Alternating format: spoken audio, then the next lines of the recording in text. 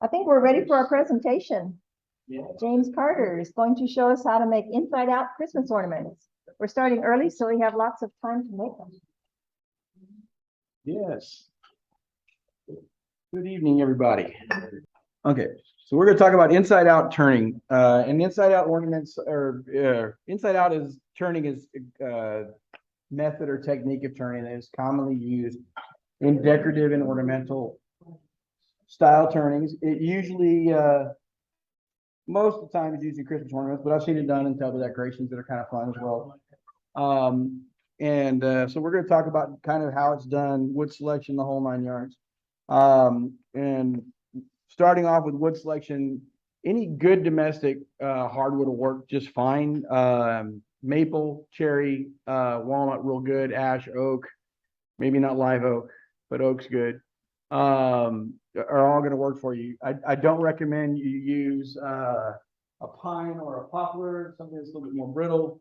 This is one I'd started, and when I brought it here, it was only cracked on 2 pieces, but it fell off and smashed the rest of the way. So yeah, they don't do very well on some of these things when you not a good technique to on more brittle woods. It's definitely something to watch out for.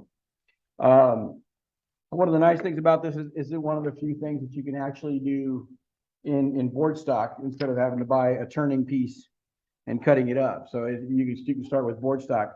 I would recommend when you do buy board, when you look at your board stock, make sure that it's a nice solid piece of wood, doesn't have any cracks, no knots, checks, anything like that. I wouldn't recommend a burl unless you're going to stabilize it. Burls, just the grains go so many different directions. And once you've turned the hollow out of the wood, it's going to be very difficult to turn. And it might be difficult to succeed in. And these are 2 examples I brought with me that are, this is the first one I ever turned, and yes, it is in pine, but it's, and this is an ash one I made as well. This is one I'm going to keep up here because I'm going to refer back to this one. This is one I actually turned today, just to make sure I could still do this, because I haven't been able to turn for a while because my shop's not done. All right. So basically, the first thing you want to worry about, is think about is grain direction. So when I process this wood out, I drew a line on one side, so that way I could make sure that that is going to be on the outside of the blank when I'm done. So once you get your grain direction set up, you want to set your blank in a method or manner that makes sense to you.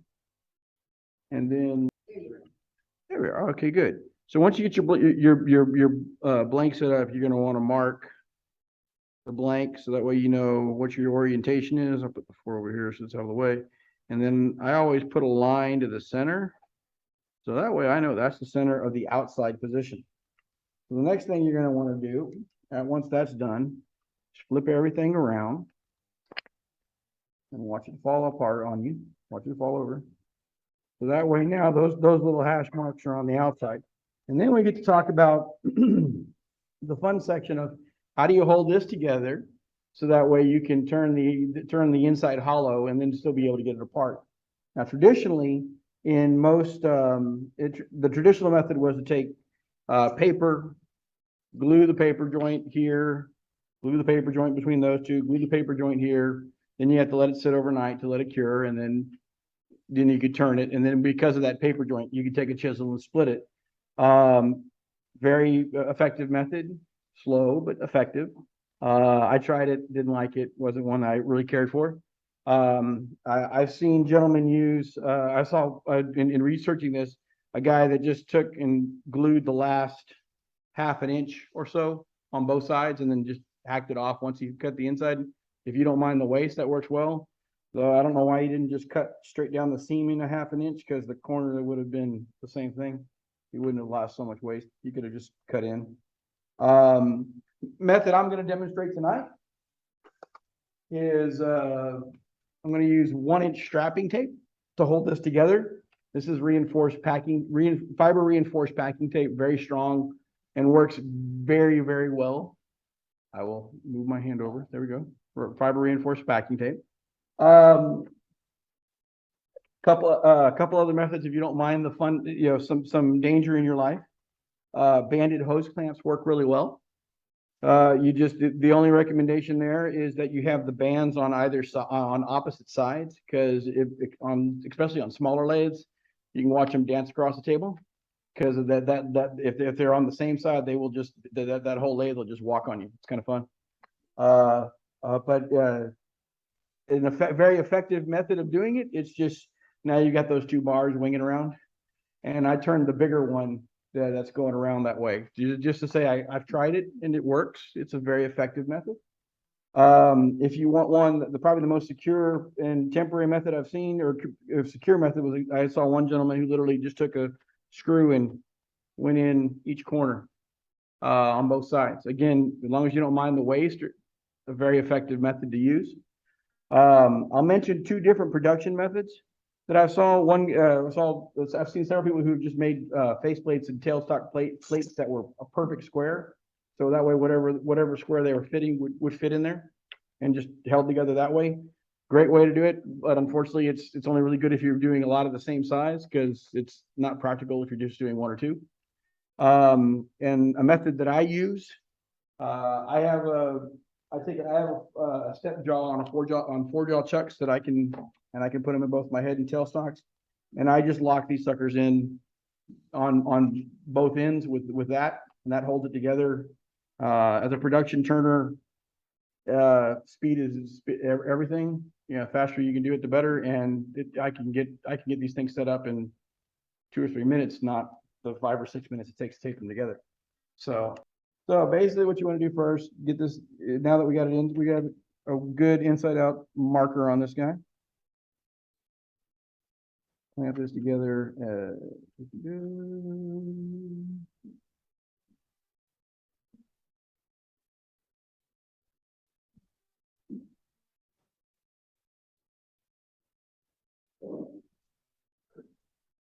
Oh my goodness. Speed clamp, yes, this is exciting work. All right. One of the while I'm doing this, we'll talk about some other stuff. The biggest key in really getting this done is making sure that these 4 squares are as set square to each other as possible. That really is what matters in getting these to work. I started with 6/4 stock, so 1.5 inch, raw stock. This is down to about 1.8 inches or so. Once you've trimmed it off, trimmed it down, all those good things. I've got some 3/4 scrap left over from the walnut that I'm going to work with, and I think that'll be fine. Any smaller than about 3/4, and I think you'd just be wasting time. It's more work than what it's worth. Larger is just a matter of how much turning do you want to do on a bigger piece and what you're doing. If it's a Christmas ornament, anything bigger than about 3 inches across, it'll be about 1.5 inches, is going to make your tree. Even cutting the wood, down as much as we're going to do here, is still going to be really heavy on your piece of work. But one guy that I saw that does a lot of them, he does a really neat looking wine bottle, and then cuts a wine glass out of the center of it, and then makes a glass that fits in the center of it. That's his whole shtick. And I'm like, really cool. That was a neat piece. And so, I mean, it's just a matter of what you're looking to make.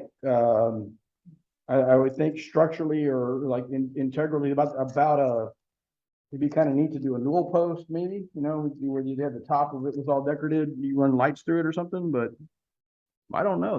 It's one of those things of, I think more people are scared about the hollowing than they're scared or are willing to try it.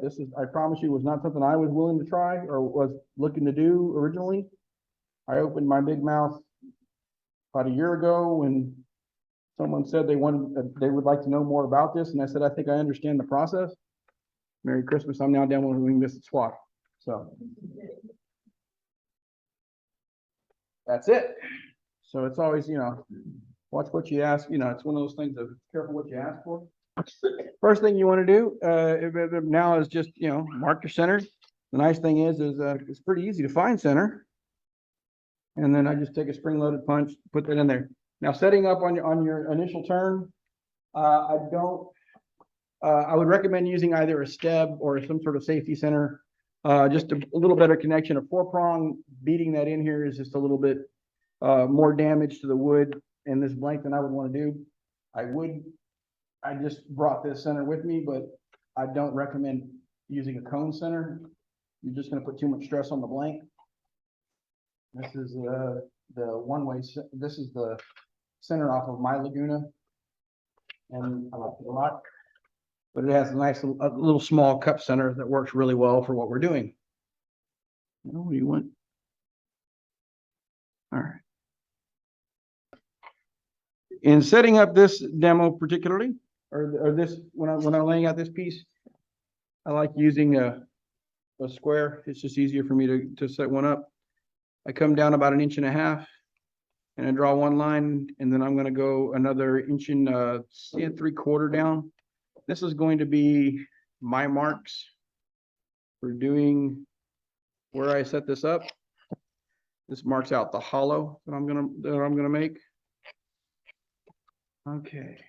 Now, at this point, you got to decide what kind of hollow or what kind of globe do you want. If you want a more rounded globe, you need to cut just a straight cove. I'm going to do this more elongated bobble style. So we're basically going to be cutting the irregular cove, kind of short and fat on one end, and long and more elegant on the other.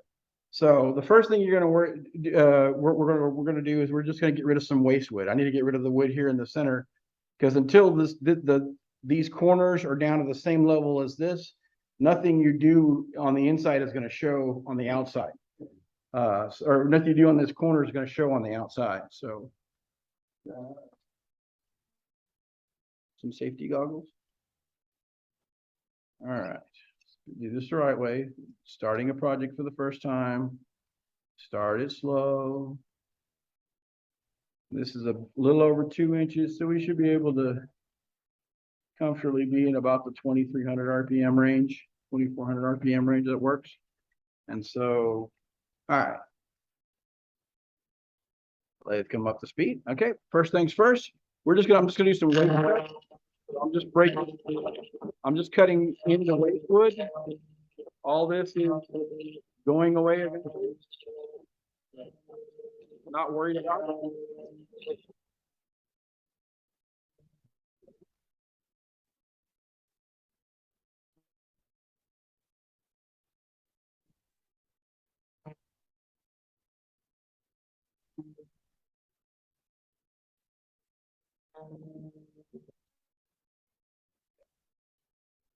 All right, so now we're a little, you can see I've got at least a solid round part here. And the one thing you don't ever want to do when you're doing this side, don't take this around completely, because there's nothing to turn around then. Your inside is now your outside. So, and your hollowing is gone. So now that I've established where my round is going to be, I'm going to start bringing the edges down, right down that edge.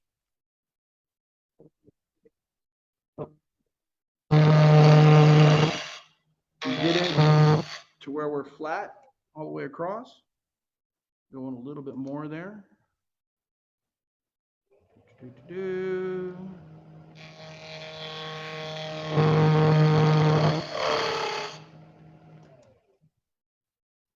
little more. Unfortunately, this is just a guess and check situation on this one.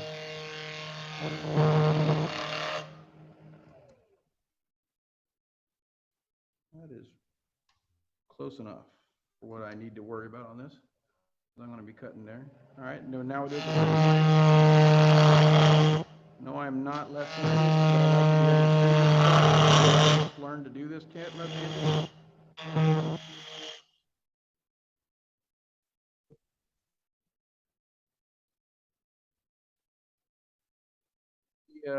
Nice skill to develop. There is one good thing about cutting coves, learning how to do coves, doing them on square wood. You don't tend to get a skate. It's at least it's a lot more challenging to get a skate on a piece of square stock. Once it's round, then it's easy. You get solid contact. All right, so now we're gonna take out a wee bit more wood. So I've got some more to work.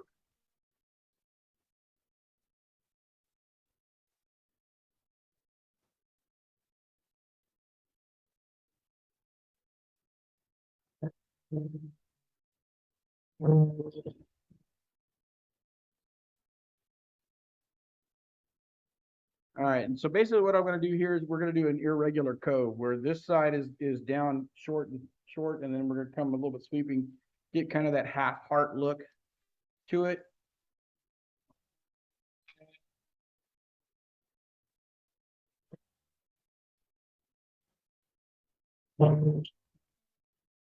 A lot of the time it is just removing waste.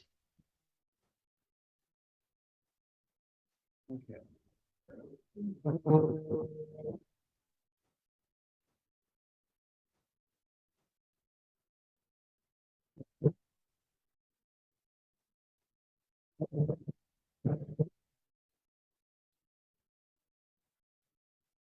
All right.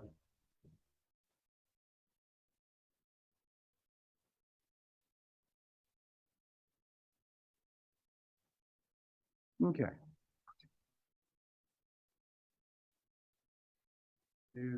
Now, the one thing I think when in researching how to make these that I always saw people do was not go deep enough on this particular.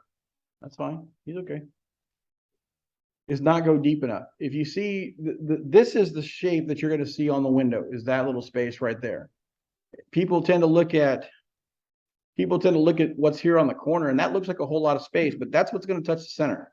So this space is not what you see on the outside of your piece. This space here is, and so you need to make sure you're going about half, a deep half. I've got these set to still at an inch and 3/16, which is more than I need. You want to set your piece a little bit thick. This is about 1/8 of an inch thicker than I want. So if you want a good place to work to,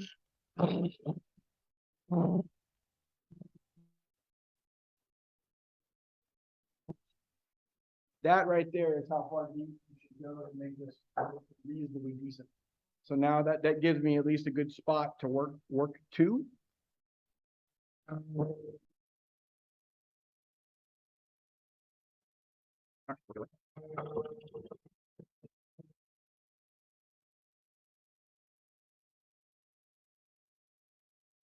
There we go.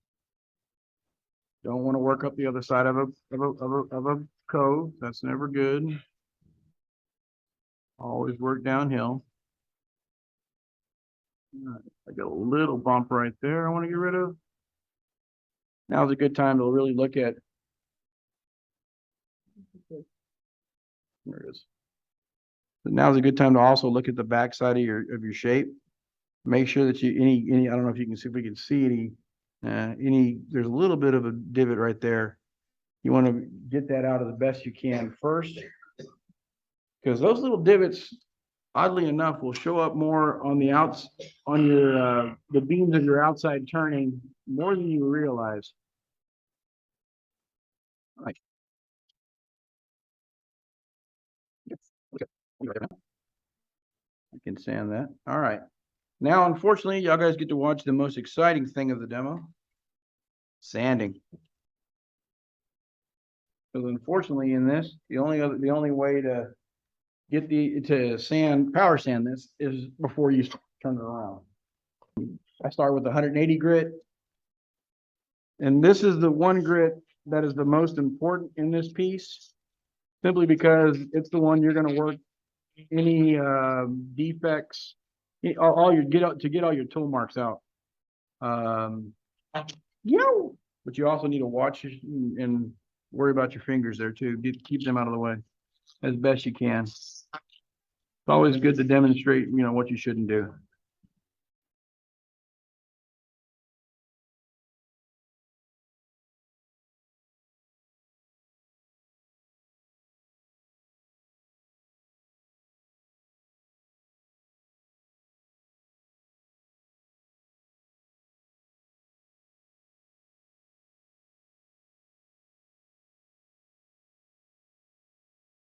All right. But that's what you get on this part, and you get blood all over it, like always fun. But once you get that done, then you take it apart, you glue it all back together, and you get something that looks like this. Now we're gonna work on the rest of it. Okay. And again, the one nice thing about this, it is really easy to find center when doing these. All right.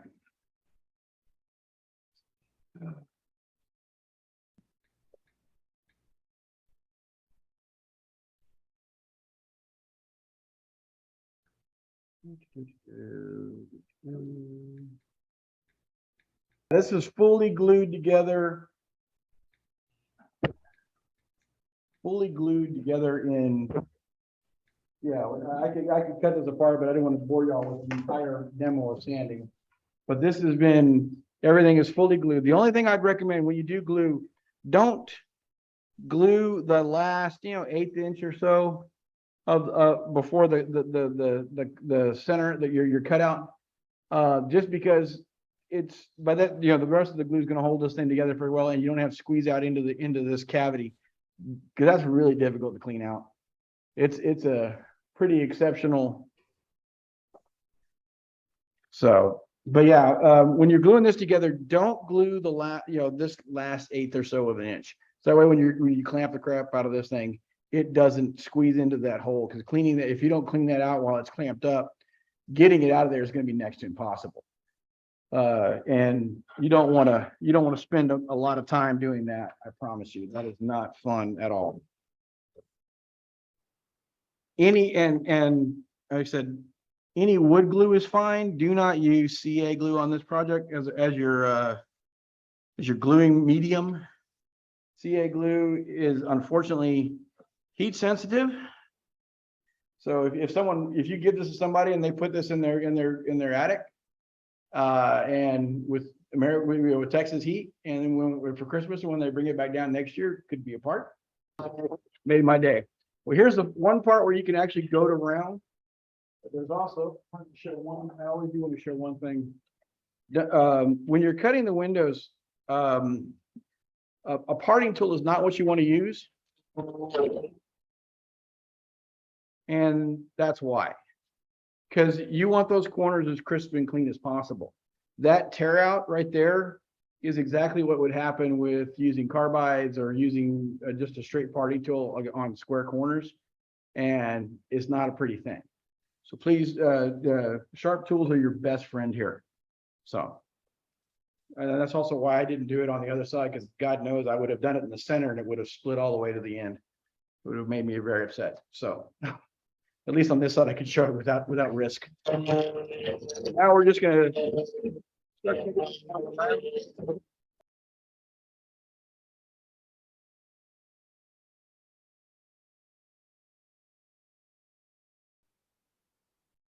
Now I had this set up for my chuck here, so we're going to use in the rest of this. So we are going to set this up.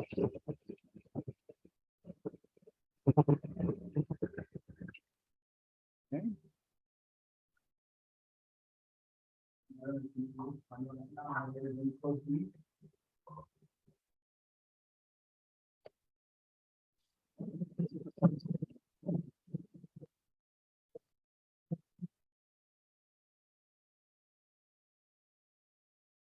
All right, so now I'm just setting up for just a good chuck. You want to make sure this shoulder here is nice, clean, and crisp. If anything, slightly undercut. I want to make sure I have a good dovetail into this joint. Now, I do recommend some sort of long nose chuck, a long nose jaw chuck. This particular chuck has both a spigot design and also a dovetail design to it. So on this, I'm going to cut this down about 1/8 of an inch shorter, so it'll fit in that just in the way this particular chuck is designed. It's a weird chuck. but that takes care of that. Now we can get on to some of the more fun stuff. This is the one nice thing about the Easy Woodchuck. You can close it up and open it by hand.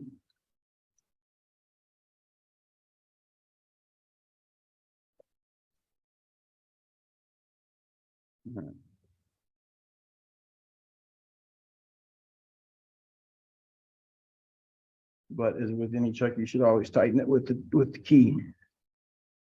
All right, nice thing is you got to be in that you have the center hole from the other side in here. Lining it back up. It's always good to center it back in that hole. There you go.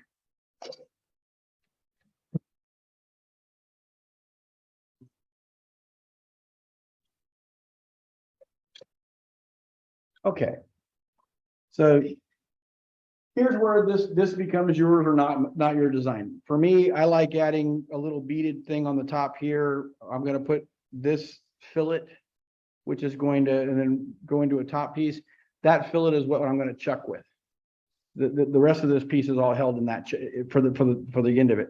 So this is from this bead up is what we're going to do in this section here. Your design can be whatever you want it to be. That's just what I like to do for me. So. Which is the top one? This one. Okay, Above from here up is the top. okay. So right now we're cutting the top so I can, and then we cut the top first. Simply because of the way this.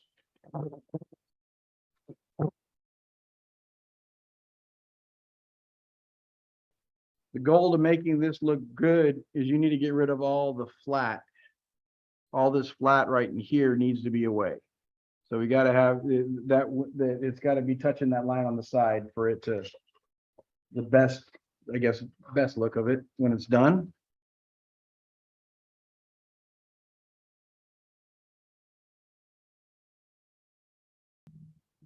What I titled this demo kind of hollowing first. This is one of the few times that you're actually turning to the ghost instead of turning a shape and then you hollow to the outside wall. Here you're actually turning you're doing the hollow first, and then you're turning to the hollow shape. Go backwards in most average hollow forms.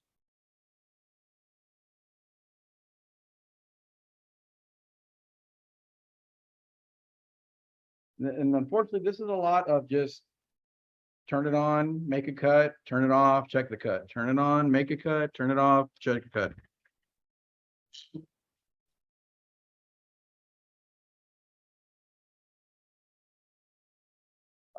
With that bead. So I'm going to line out my bead first, come in here and just give me a work line there. Put that in. Put that in. Round that around. Then we get to do 4 fun things at one time when you're cutting.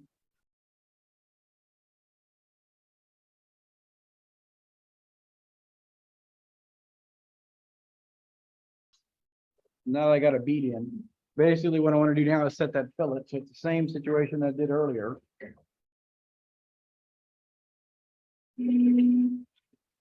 I know I got to get rid of all this anyway.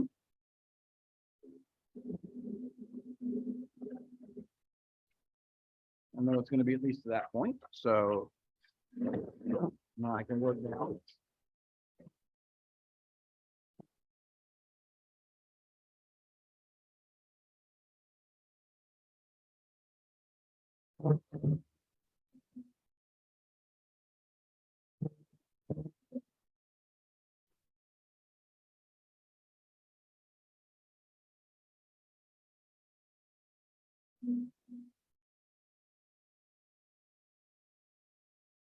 All right. Again, I want this shoulder here crisp and clean. Right to that point. Now, being that I gauged it up there, I do want to check, make sure I'm still good. Yep, perfect. Now, on this fillet, take my gouge and just give me a slight dovetail there. And then now we're gonna make that top finial type situation. So it's just a really big, kind of irregular cove again.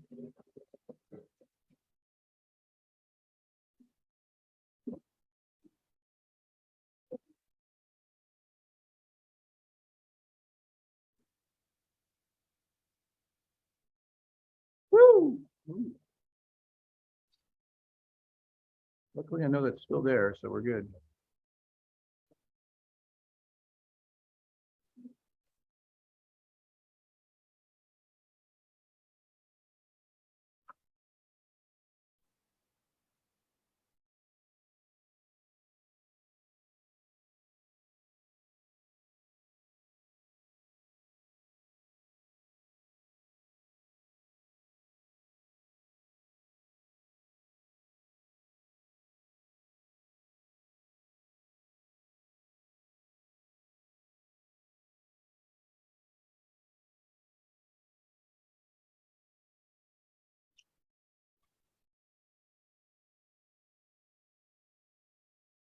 I'm still good at this as I thought I used to be.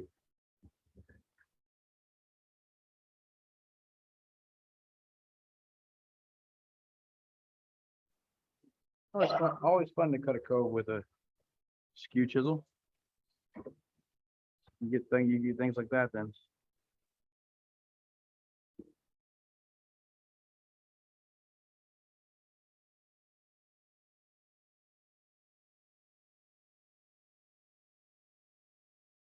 Good. Almost gone. A little bit of a cut. All right.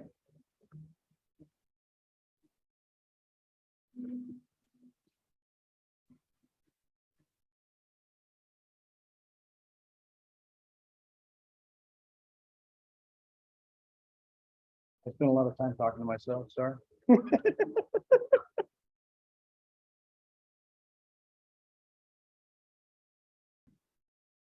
All right, here's the fun part. Done all that work. Now you got to pull this off and hope that it's running true, and it is, thank God.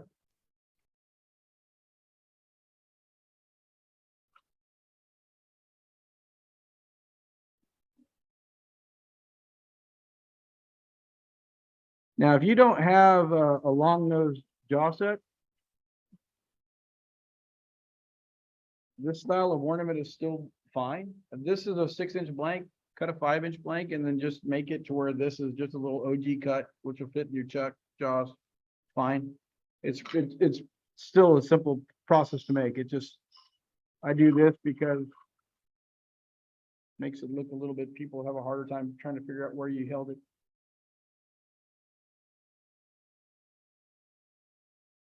A little 1/16 of an inch drill bit on a hex chuck, so that way it's easy to hold in your hand. You want about a 1/2 inch. Now I can put a screw eye in it. Like that.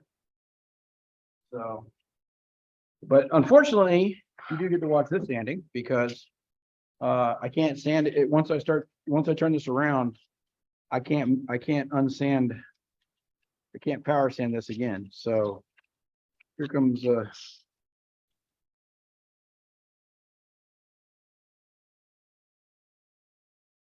fun part of sanding this.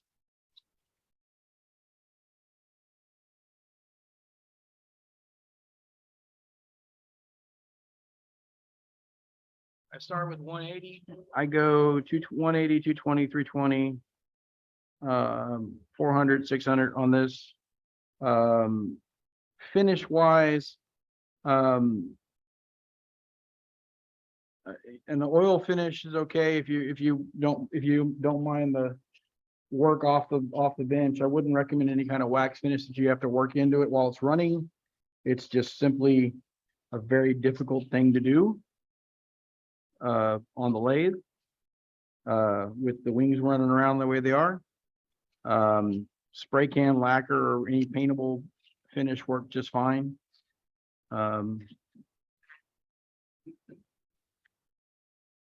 And that's what I commonly use, is just a good rattle can lacquer. It's very acceptable finish. Makes it look shiny, and it's a good Christmas for a Christmas ornament anyway. That's a good thing to do.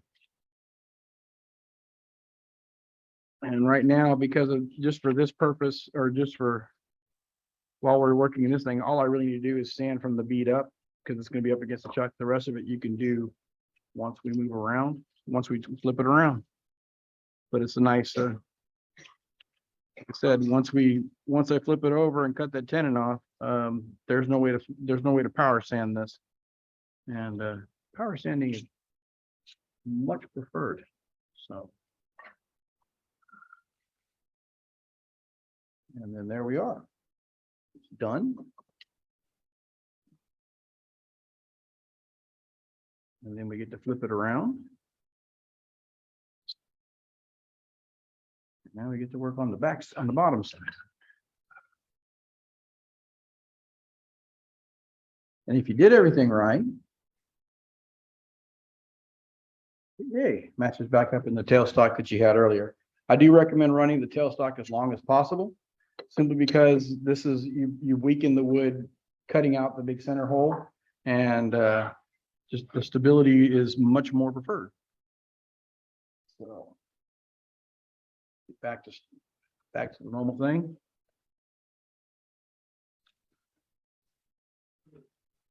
So now it's just a matter of what shape do you want to make it here.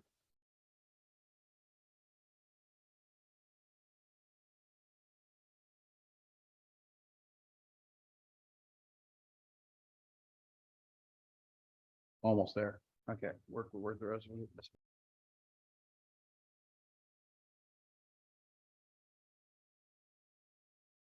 I'm also trying to make sure I've got a decent shape on my lobe area.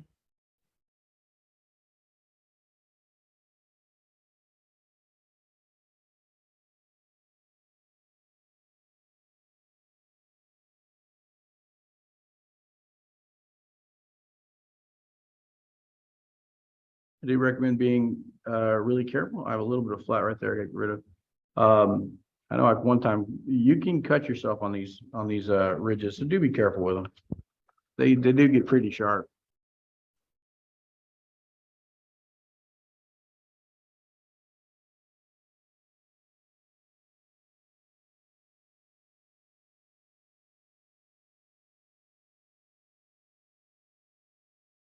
All right. Everybody's design can be a little different. This is my take on how I like it. I like a little bit of symmetry. So where I have the bead here, I'm going to want to put another bead here. I'll put a fillet. Sorry, my problem. I put a bead here. I'm going to put another bead there. I have the fillet that I use for chucking. I want to fillet here before I do my finial design. Just an aesthetic thing that I like. Whatever design aspects you want to get into are fine. I didn't bring it with me. A really nice one that Rebecca and I did together when she came down for the turning for the troops, and her design for finials is completely different from what I would normally do. So everybody has their preference. It's just a matter of find a finial design that works for you, and have fun with this part of it. But so now I'm gonna just sit here and I'm gonna mark out a bead, get a little bit of get the waste stuff out of the way.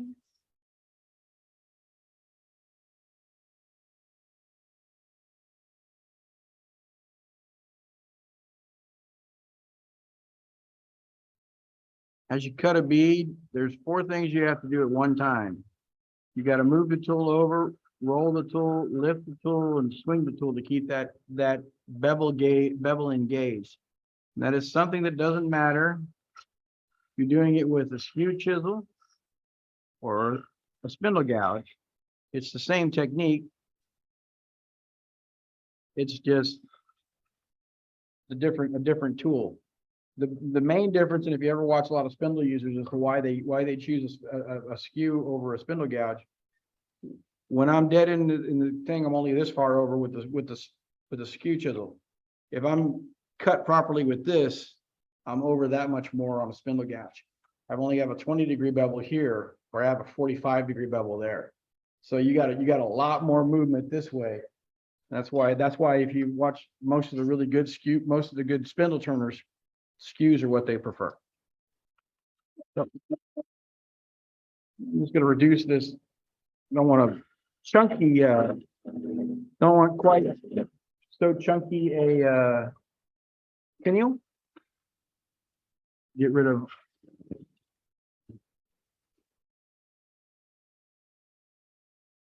a lot of weight. Has any good wood turner, you turn a big square block into a lot of shaving.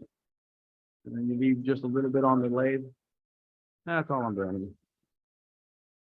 All right. One thing to kind of keep in mind too, and you can kind of see it here. Try to keep your proportion, your line of your piece in one motion. So that way it looks proportionate to where it's going to go. And then design off of that. It'll give it more of an aesthetic appeal when it's all said and done. Cindy Drozda's finials design, she talks a lot about that. Listen to her finials are fantastic. I am nowhere on her level, but great person to listen to when it comes to finials. Fill it down a little bit, so I just don't want it quite that big.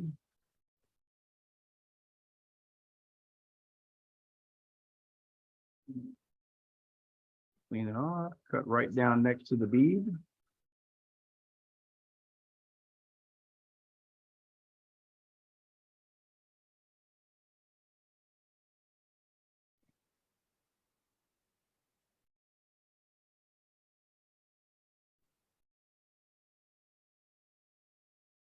And that gives us the detail there. And then now I'm going to set up that kind of onion feature. I guess that's all I can really call it. It's a feature. Wrong tool.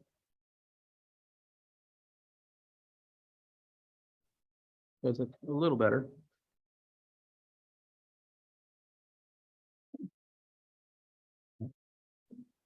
We'll work on proportioning a little bit. Want that down a little bit shorter.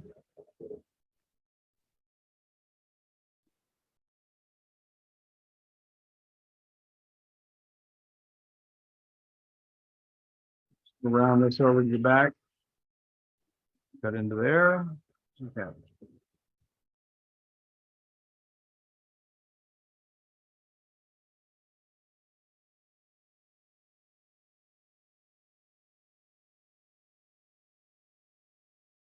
Okay. I'm going to work that, but also on the bottom of this thing, being that you're joining 4 pieces of wood together, it's always kind of nice instead don't come to a really fine long tip on it. Leave a little ball or bead or something that gives you some nice definition here. So, wrong one. I remember why I need to check what camera's showing before I start talking about stuff that I'm not showing. But make sure a good bead or something on the end, just to give you gives it something to give you more stability in the way the piece is going together. So we're going to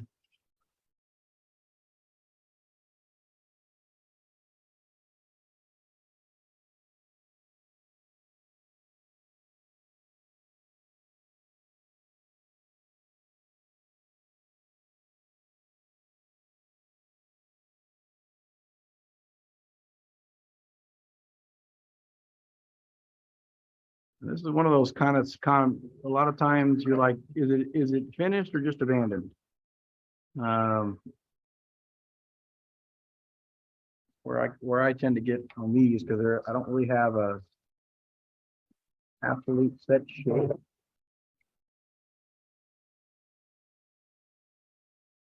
I'm not going to tell you this needs to be an 1/8 of an inch, a 1/16 of an inch, a 1/2 an inch, a 1/4 of an inch. What looks good? You want to keep it evenly proportioned. You want to make it look nice. A lot's going to depend on how thick the piece is. You know, if you're using thicker beams, you may not want to go as tight. If you're using fatter beams, if you're using thinner beams, you might want to go a little bit thicker. Whatever. Those are all fun things to make it yours. Some people just do big, big items and it's mostly hollow and they don't have much at all. They don't have much of a finial part to it at all. So we're gonna leave that in there a little bit longer. I want to get rid of as much of that with support as I possibly can.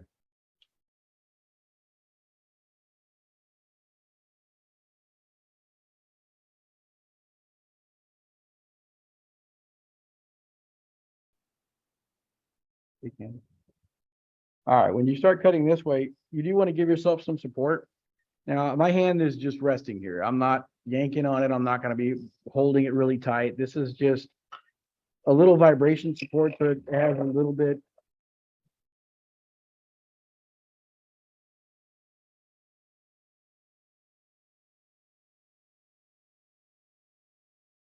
So I'm not putting in those lovely squiggly lines that you can never get out once you start sanding. But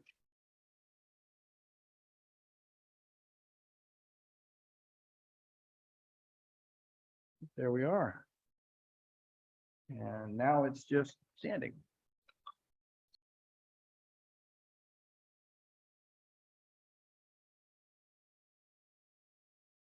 I have discovered one thing.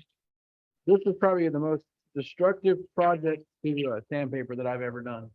I have torn up more sandpaper making these. Just be aware of that if you want to make them. They do eat through sandpaper. But also remember that sandpaper is the most expensive thing you're ever going to buy as a wood turner. You're going to spend more money on sandpaper than anything else.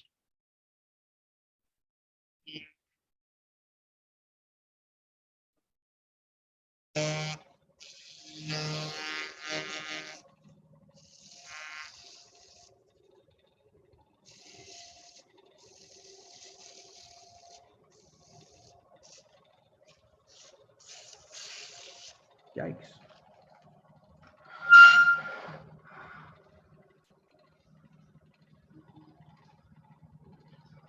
So when you look, I didn't see this.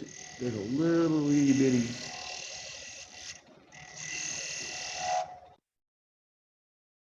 Dangerous fix to make, but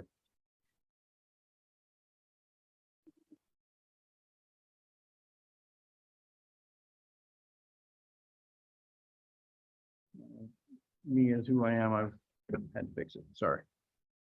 There was a little bit of a feather in there that shouldn't have been.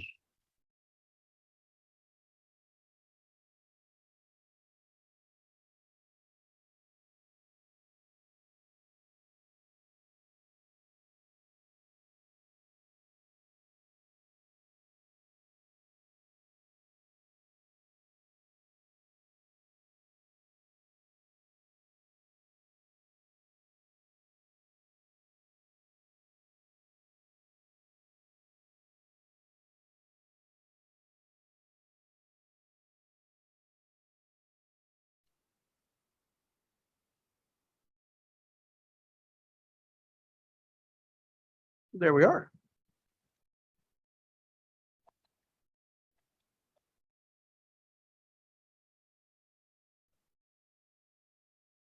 All the dust on the inside. So there you go. One inside out Christmas ornament.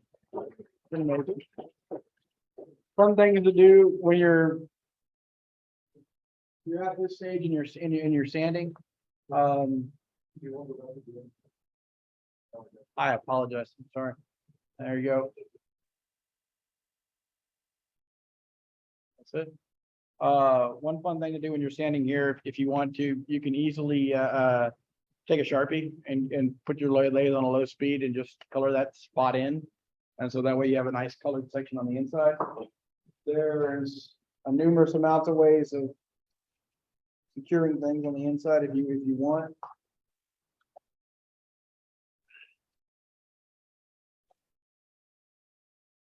I know I drilled a hole here. Close the sand. It's just like another one here.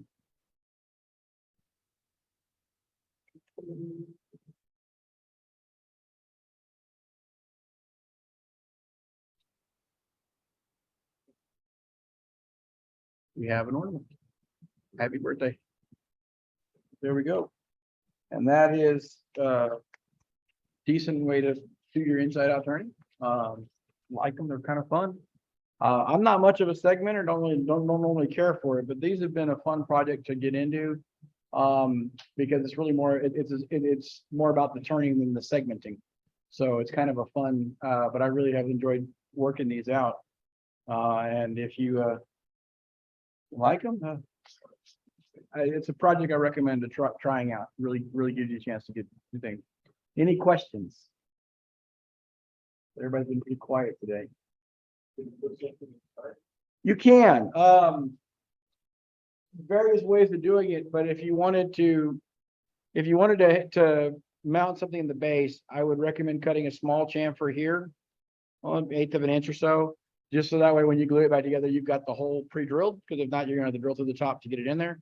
Same thing on the top. You could easily just nick the top of this, screw one of these up in the top and hang a jingle bell in it or something, or hang a Christmas tree upside down and really freak somebody out. You know, put it in backwards just to mess with them. Hang a snowman from the top. That would be fun.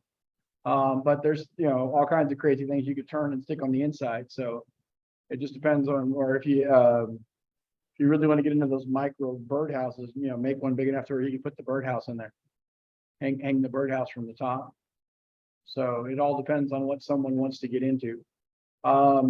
One of the things that there's Alan Stratton, we did the sphere demo for us last year. He has a jig where you can cut a diamond staves that are so you can get 6 staves together. And I think the way it's cut, it'll either fit 6 or 3, depending on if you put the long point or the broad point on it. So if you want to get into putting more than just 4, you just got to figure out what angle of diamond you need to make to get it to work. Any perfect diamond will work as long as you can find the dimension, that way. And so I haven't been that brave to try to figure out. I don't know my table saw angles that well. Try to figure that out yet, or I don't have a crazy enough jig built to do it. So, but it's definitely an interesting set of stuff to work with. So, okay, I think we're done.